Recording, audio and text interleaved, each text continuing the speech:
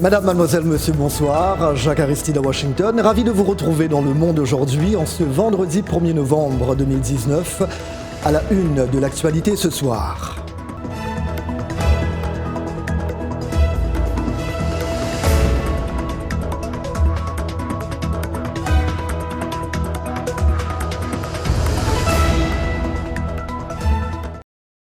Nous ouvrons par le Bénin où le Parlement a adopté à l'unanimité une révision de la Constitution aujourd'hui. Le changement prévoit qu'un président ne pourra faire plus de 2 mandats dans sa vie. L'ancienne formulation évoquait un mandat renouvelable une fois. Le nouveau texte limite également à 3 le nombre de mandats législatifs et crée un poste de vice-président. L'abolition de la peine de mort, une meilleure représentation des femmes au Parlement, la tenue d'élections générales à partir de 2026 sont également prévues. Le Parlement béninois est composé uniquement de 83 députés de la majorité présidentielle. L'opposition a été exclue des législatives du 28 avril dernier, à l'origine d'une crise politique qui avait provoqué des heurts qui ont fait une dizaine de morts par balle.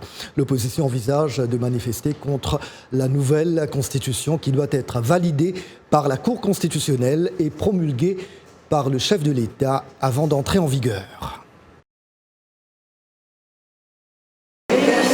Au cours des 12 dernières années, plus de 1000 journalistes ont été tués pour avoir voulu couvrir des événements et informer le public. Le combat contre l'impunité est loin d'être fini, puisque dans 9 cas sur 10, les meurtriers de journalistes restent impunis. Agnès Calamard, rapporteure spéciale des Nations Unies sur les exécutions extrajudiciaires sommaires ou arbitraires, explique que l'obstacle principal dans la recherche de réponses est le manque de transparence au niveau des enquêtes conduites par les gouvernements et l'impunité qui sévit en conséquence. Quand l'impunité sévit, comme elle sévit pour l'instant dans le cadre du meurtre de Ghislaine et de Claude O'Malley, comme elle sévit dans le cadre du meurtre de monsieur Jamal Khashoggi. Quand cette impunité sévit, il faut bien sûr demander au gouvernement de rendre des comptes, demander au gouvernement de prendre les mesures de cette impunité et d'agir contre cette impunité. Mais il faut aussi que nous trouvions d'autres instruments. Selon le rapporteur spécial, la lenteur des procédures s'explique par le fait que les États espèrent que le dossier va être oublié, que la société civile va se tourner vers une autre priorité et que les familles vont se lasser. Mais pour Marie-Pierre Ritling, la quête de la vérité ne cessera pas tant que la lumière ne sera pas faite sur le meurtre de son frère Claude. J'ai également appris il y a peu de temps que c'était les forces spéciales qui avaient arrêté l'armée quand ils ont poursuivi les ravisseurs. Les forces spéciales ont arrêté l'armée et ont continué, eux, à la poursuite des ravisseurs. Ça, c'est une chose qu'on ne nous a jamais dite. Donc j'étais très en colère, très surprise. Parce que je me dis que si aujourd'hui on apprend des choses comme ça, il peut y avoir certainement beaucoup d'autres choses qu'on ne nous a pas dites. Venu également assister à la conférence débat organisée sur la fragilité du cadre légal lors des enquêtes sur les meurtres de journalistes, Marie-Solange Poinceau, maire de Ghislaine Dupont, s'est exprimée au siège de l'ONU au cours de l'exposition symbolique de 17 dessins de presse dénonçant les assassinats de journalistes. Moi, je ne comprends toujours pas pourquoi Claude est décédé avec beaucoup de balles dans le dos et ma fille a eu 3 balles dans le cœur et je viens d'apprendre il n'y a pas très longtemps, plus une balle dans la tête. Et tout ce que je me souviens, moi, c'est de son visage que j'ai vu. Et son visage, elle était si belle. Elle avait le visage de l'effroi. Et ça, je voudrais qu'on sache, je voudrais que grâce à cette journée, on arrive à approcher la vérité. Parce que j'ai l'impression qu'on nous a raconté tout et n'importe quoi. À 90 ans, le combat de Marie-Solange ne s'arrête pas. Son voyage à New York, elle le fait pour honorer la mémoire de sa fille et continuer à chercher des réponses. Dili Diko, VOA Afrique, New York.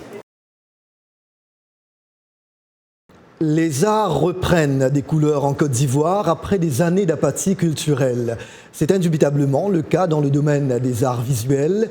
Les projets d'exposition se multiplient, de jeunes artistes éclosent ou s'imposent, y compris à l'international. L'un d'eux s'est déjà fait un nom, Yanzi, C'est son nom. Cet artiste plasticien est considéré comme la jeune coqueluche de la scène abidjanaise. Né en 1988 à Katiola et diplômé en peinture et en photographie, il vit et travaille à Binguerville, cette ville ivoirienne au bord de la lagune ébriée. L'une de ses œuvres a été adjugée pour environ 75 000 $ chez Piazza à Paris l'an dernier. Dessiner, c'est son seul moyen d'expression, dit-il. L'Anin Saint-Étienne Yanzi est notre invité. Bonsoir et bienvenue. Bonsoir Aristide. Pouvez-vous d'abord nous retracer brièvement votre parcours et nous parler de vos sources d'inspiration ? Pour parler de mon parcours, j'ai eu un parcours qui est semblable au parcours de tous les jeunes Africains sur le continent. J'ai été à l'école primaire à Katiola, comme vous l'avez dit tout à l'heure. J'ai fait ensuite mon parcours secondaire et scolaire entre le centre du pays et la capitale. Ensuite, je suis finalement diplômé de l'Académie des Beaux-Arts d'Abidjan en 2012, où juste après, je débute ma carrière avec plusieurs expositions à Abidjan et à Londres. Voilà. La Côte d'Ivoire, première puissance économique de l'Afrique de l'Ouest francophone, sort-elle de son inertie culturelle ? Bien, la Côte d'Ivoire est, pour moi, dans mon regard en tant qu'artiste, en tant que créateur qui travaille sur la question identitaire des sociétés, la Côte d'Ivoire est un pays qui a connu beaucoup de crises, donc 3 crises politico-militaires en 20 ans, et aucune société ne s'en sort sans séquelles. Donc nous sommes un peu les enfants de la guerre, nous autres, en tant qu'artistes, en tant que citoyens d'abord. Et si je suis là, moi, sorti de cette société-là, que je me retrouve avec vous ici, c'est que ce pays aussi connaît cette mutation-là. On a une génération, on a une société qui sort de cette torpeur-là et qui se réveille de 3 années de crise politico-militaire. Donc oui, je peux le dire sans me tromper que je suis à l'image de cette société, je suis le fruit de cette société-là. Et on sort justement de cette inertie et voilà, on essaie de se refaire et de se récréer. D'accord. Votre pays a demandé à la France la restitution d'une centaine d'œuvres d'art. Où en est-on avec cette demande ? Est-il temps également pour les grands musées des anciennes métropoles coloniales de poser des actes concrets dans la restitution des œuvres d'art à l'Afrique ? Vous savez, mon travail à moi en tant que créateur, c'est un travail sur la question identitaire. Et dans l'étendue de mon travail, j'exploite en fait la piste selon laquelle tous les problèmes nés, d'accord, de cette société moderne-là sont des problèmes liés à la question identitaire. Et l'identité justement de nos sociétés africaines, elle a été exportée. Donc c'est un héritage qu'on a avec cette société occidentale-là. Et dans ce monde contemporain, nous avons besoin d'une identité forte. L'Afrique se trouve dépossédée et ce n'est même pas de l'ordre de la réflexion, de l'ordre de la sympathie, c'est de l'ordre de l'urgence. Pour que notre société retrouve son identité, il faut que justement cette société ou ces sociétés occidentales-là se disent que nous restituer ces œuvres, ce serait nous rendre une partie de notre âme. Et tous les écrivains, tous les chercheurs justement qui ont pu poser le regard dessus en sont venus à cette conclusion-là. Nous avons besoin dans ce monde nouveau d'avoir une âme, nous. Parce que notre histoire se trouve là-bas et elle devrait être ici et nulle part ailleurs. C'est de l'ordre de l'évidence. Voilà. Le Musée national Picasso Paris a fait état d'un projet d'exposition à la fin de cette année au Musée des civilisations de Côte d'Ivoire à Abidjan avec le concours du Quai Branly. Que signifient de tels événements culturels pour vous autres artistes en Côte d'Ivoire ? Bien, ce type de projet-là, je pense même pas pour la Côte d'Ivoire, c'est toute l'Afrique qui en a besoin. Ouais.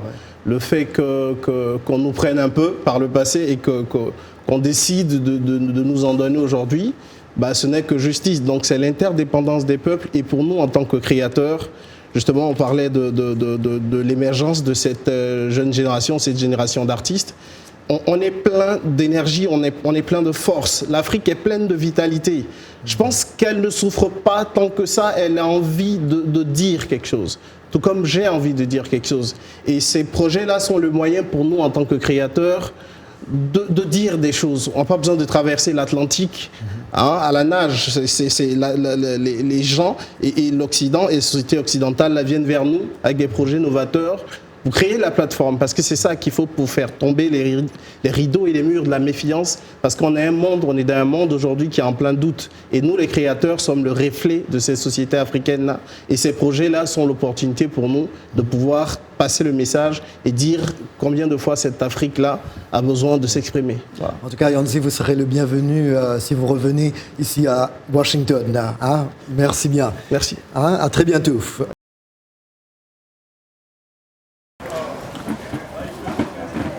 Israël, Brunita, Benjamin, Gracia et Saïd, âgés de 13 à 18 ans, reviennent de Dubaï où ils ont participé au First Global DBX Challenge édition 2019, un événement qui rassemble des jeunes créatifs dans les domaines de la robotique et de l'intelligence artificielle.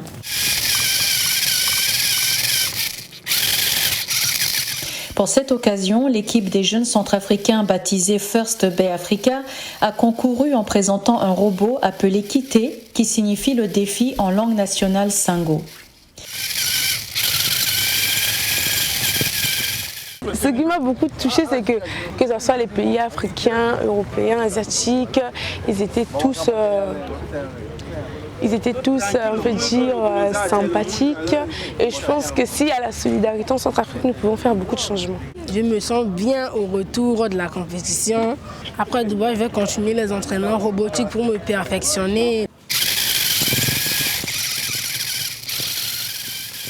Les jeunes ont présenté un robot capable de procéder à la récupération des déchets. Ils ont bénéficié d'une formation portant sur les bases de la robotique et de la programmation. Une formation dispensée par une équipe de bénévoles dont la mission est entre autres de redorer le blason du pays en mettant en lumière des jeunes centrafricains talentueux.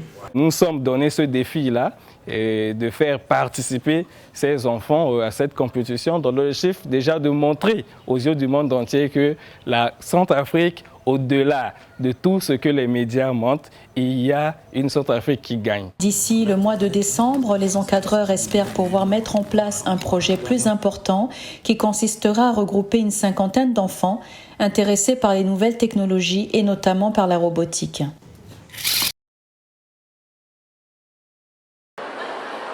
Le public arrive à l'heure devant l'auditorium de théâtre de l'Opéra de Tunis pour la projection en avant-première du long-métrage du réalisateur tunisien Fadel Jaziri de la guerre. Une vieille histoire tunisienne à laquelle Fadel Jaziri a ôté son aspect historique afin de l'adapter à la réalité tunisienne actuelle. Quand on a vu le standing ovation à la fin, c'est-à-dire que le public s'est levé, a applaudi pendant une vingtaine de secondes, on s'est dit oui, c'est en train de plaire, c'est en train de toucher les gens. Événement annuel, les journées cinématographiques de Carthage rassemblent les cinéphiles et les adeptes du 7e art, venant du monde entier.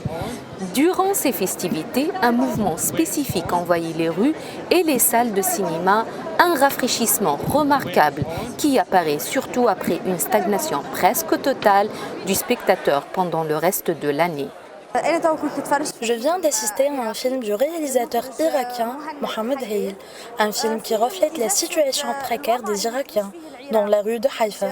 Malgré tous les dangers de ce quartier, le réalisateur a pu démontrer en toute simplicité la réalité de ses citoyens. Les journées cinématographiques de Carthage représentent aussi une occasion incontournable pour les producteurs tunisiens et étrangers de présenter leur travail et de rencontrer un public connu pour son amour du cinéma. Pour cette édition, les vedettes de cinéma sont venues de 40 pays pour participer à l'un des festivals de cinéma les plus importants et les plus prestigieux de l'Afrique. C'est le cinéma, c'est le rêve, c'est 200 à 300, ça dépend des sections, ça dépend des sections, mais c'est 200 à 300 000 personnes qui viennent voir les films. Et c'est juste extraordinaire d'être là, à voir les gens regarder les films, les aimer, les détester. Et c'est une occasion pour nous de présenter nos films dans une plateforme qui se veut une plateforme africaine, arabe en même temps.